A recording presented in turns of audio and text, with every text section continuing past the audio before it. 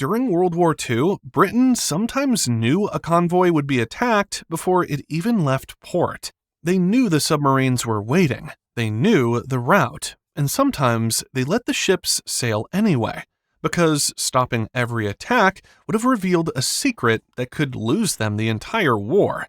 By the early 1940s, Britain wasn't collapsing in a way that made for dramatic headlines.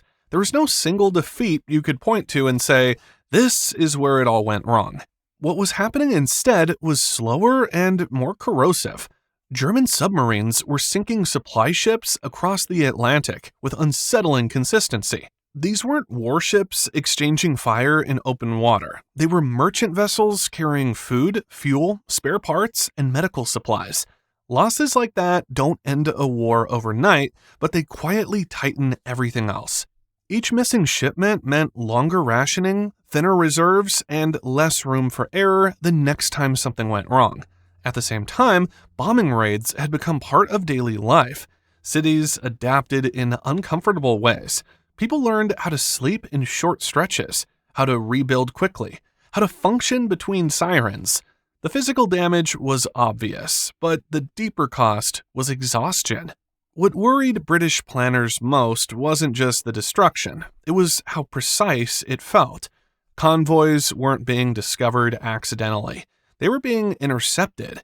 Bombing raids seemed to anticipate defensive changes. German forces often appeared exactly where Britain was weakest, as if they were reading from a script written in advance.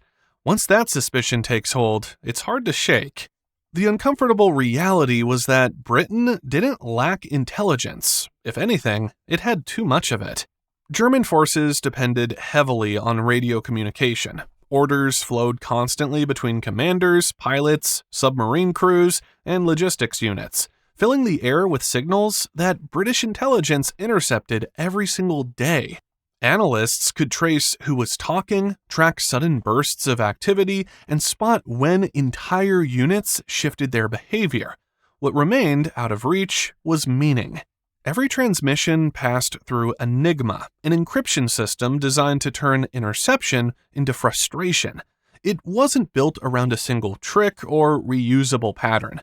Its internal components shifted with every keystroke, reshaping the message again and again.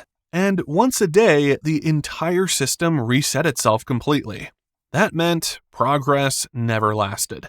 A solution that worked once became useless almost immediately, erasing its own value before it could be fully exploited. From Britain's perspective, it felt like listening to someone calmly explain the future in real time, fully aware that it mattered, fully aware that it was dangerous, and fully aware that there wasn't enough time to intervene. Knowing that something could be stopped, but not knowing how fast, creates a kind of tension ignorance never does. Not knowing is frustrating. Almost knowing is unbearable. What's striking is how Britain responded once it became clear that firepower alone wouldn't change the outcome. The advantage Germany held didn't exist on a map. It couldn't be destroyed with an air raid or neutralized by removing a single commander.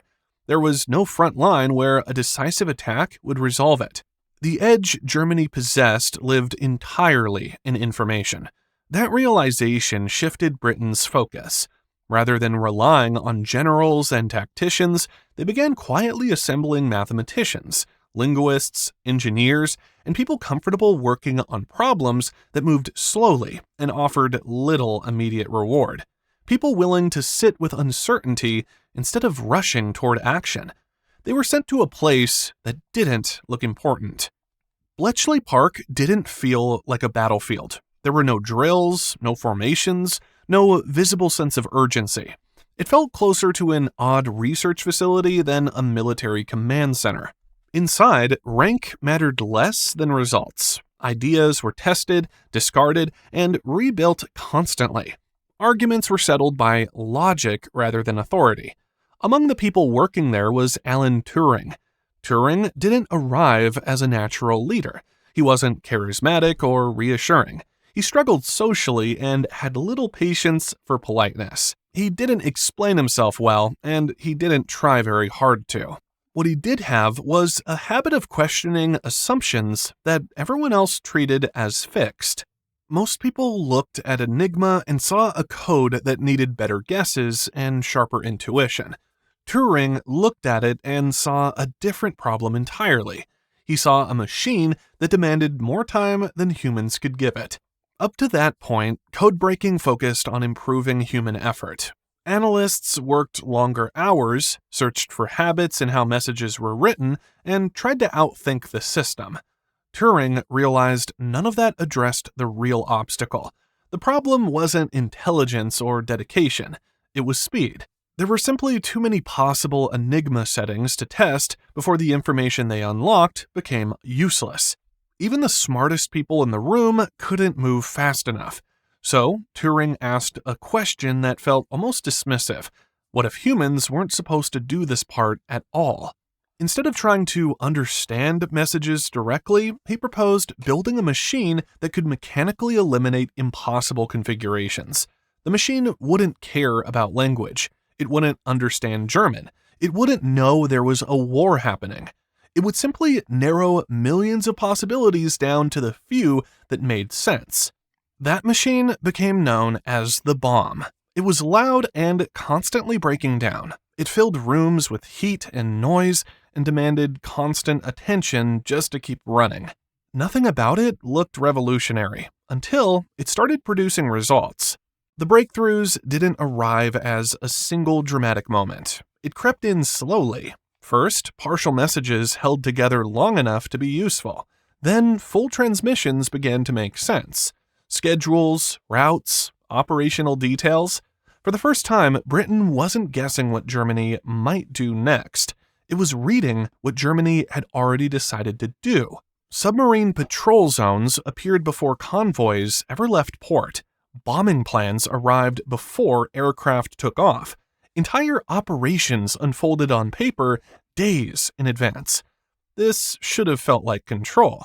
Instead, it felt like standing at the edge of something that could go very wrong if handled carelessly. Because once you know what's coming, you're expected to stop it. That's how intelligence victories are supposed to work. Knowledge leads to action, action leads to success. But if Britain stopped every attack, Germany would notice. If convoys always avoided danger, suspicion would grow. If bombing raids failed too consistently, Enigma's reliability would be questioned. And once Germany stopped trusting Enigma, the system would be replaced. The advantage would disappear overnight, so the information had to be handled carefully, almost like a performance. Sometimes convoys were rerouted, but not too often. Sometimes defenses were reinforced quietly and explained away as routine decisions. Sometimes intelligence was filtered through layers of plausible excuses.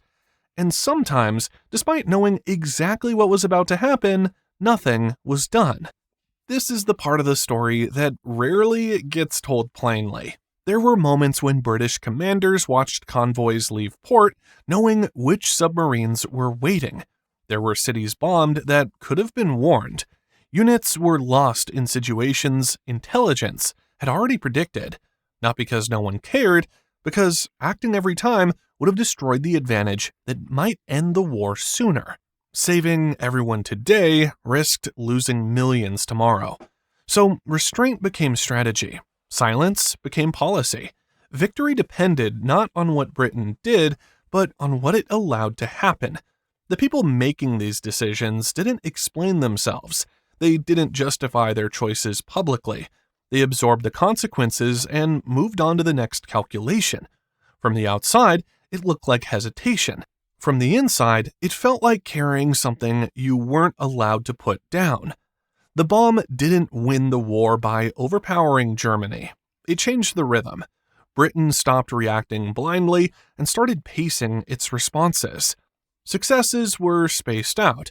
Failures were allowed to happen deliberately. Germany continued to trust a system that was quietly betraying it. That trust shaped every decision Germany made afterward.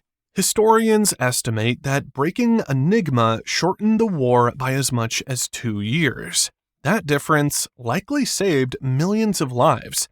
But that outcome only exists because many lives were knowingly put at risk along the way. The machine didn't decide that. People did.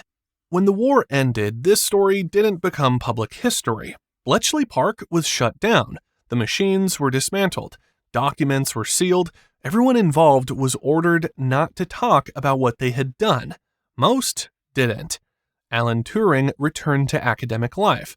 Then, in one of the most uncomfortable contradictions of the era, the same government that relied on his mind prosecuted him for being gay. He was convicted, chemically castrated, and publicly humiliated. In 1954, he died. At the time, almost no one knew what he had contributed. The machine, the decisions, and the moral weight behind them were still classified. Recognition came decades too late. This isn't really a story about a machine. It's a story about information, restraint, and the cost of knowing what others don't. It's about a war that wasn't won only by strength, but by people who understood that acting too early could be worse than not acting at all. The machine never fired a shot. It revealed the truth early, and left humans to decide how much of it they were willing to survive. If you're interested in the quiet moments of history where real decisions were made off stage, subscribe, stay with us, and tell us which hidden turning point you think deserves its own story next. See you next time.